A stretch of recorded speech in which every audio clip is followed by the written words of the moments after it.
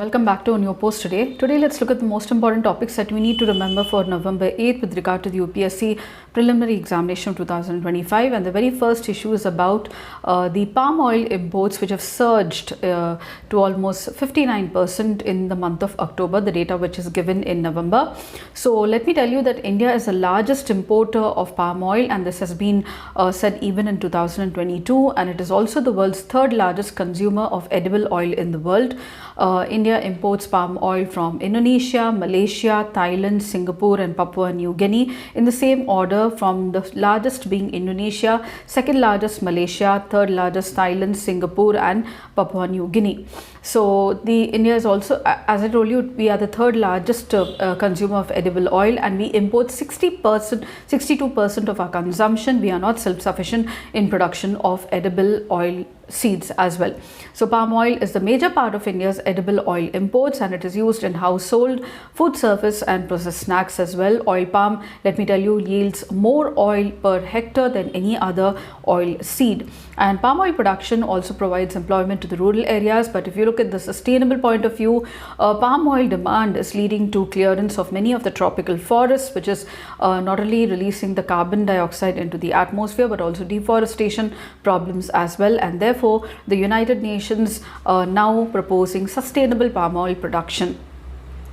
The next one is about Matangi. Matangi was in news recently, and it is another feat by the Ministry of Defence. So it is an autonomous surface vessel developed by Sagar Defence Engineering, and it has completed 1500-kilometer voyage from Mumbai to Thoothukudi under the Sagar Parikrama voyage under the Ministry of Defence without any human intervention. Now it is an endeavour supported by the Indian Navy, and it's a first of the kind journey that highlights India's growing expertise in autonomous maritime technology and establishes a significant milestone in developing cutting-edge unmanned systems for national security. It's going to help the Navy in patrolling and also in high seas as well, especially keeping national security of the coastal areas in mind.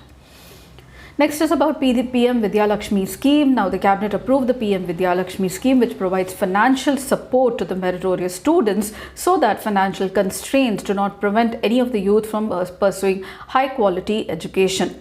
And the mission mode mechanism will facilitate a drive to extend educational loans to the meritorious students who get admission in the top 860 high quality institutions of the nation, translating into covering more than 22 lakh of students every year. The special loan product will enable collateral free, guarantor free educational loans made accessible through simple, transparent, student friendly and a digital application process. Loan up to 7.5 lakhs will be provided and a 75% guarantee by the Government of India to support banks to expand the coverage to students. For students up to 8 lakh annual family income, the scheme will provide 3% interest subvention on the loans up to 10 lakh as well. And this in addition, a full interest subvention already offered to the scheme up to 4.5 lakhs annual family income. Now it will build on the reach of initiatives taken by the government in the last decade for maximizing access to high quality education by the youth so that they don't fall behind because of financial constraints.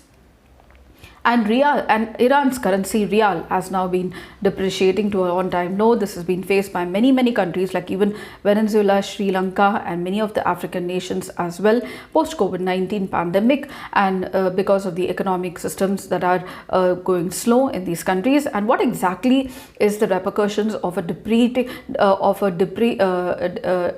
depreciating currency or devaluation, if I may call it? Now they have many effects on the economy. First of all is inflation.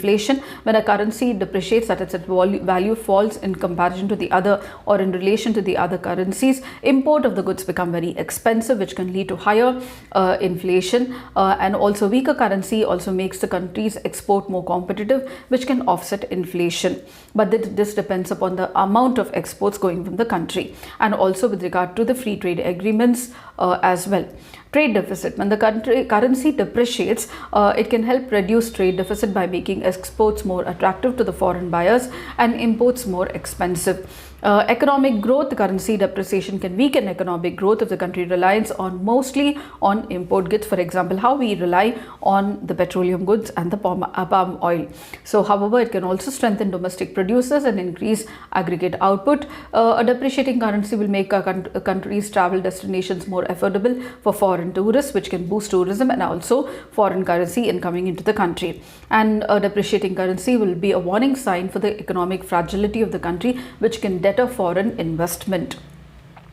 And the last one is about the International Olympics Committee now welcoming India's decision to be a host to the International Olympics Games for 2036. Let me tell you, if India does so, it will be the third country after China, Japan and South Korea to host the Olympics in the Asian region. India submitted a formal bid to host the 2036 Olympic Games, and the International Olympic Committee, headquarters at Lausanne, has begun informal discussions with India. The selection process begins with a letter of intent from the interested host country, which India has provided, and other countries that have showed interest for hosting the 2036 Olympic Games are Qatar, Saudi Arabia, Indonesia, Egypt and Turkey. And the International Olympic Committee has made a final decision for hosting 2028 Games in Los Angeles and 2032 Brisbane. So the Olympics are held once in 4 years. The last time India hosted an international multi-sports extravaganza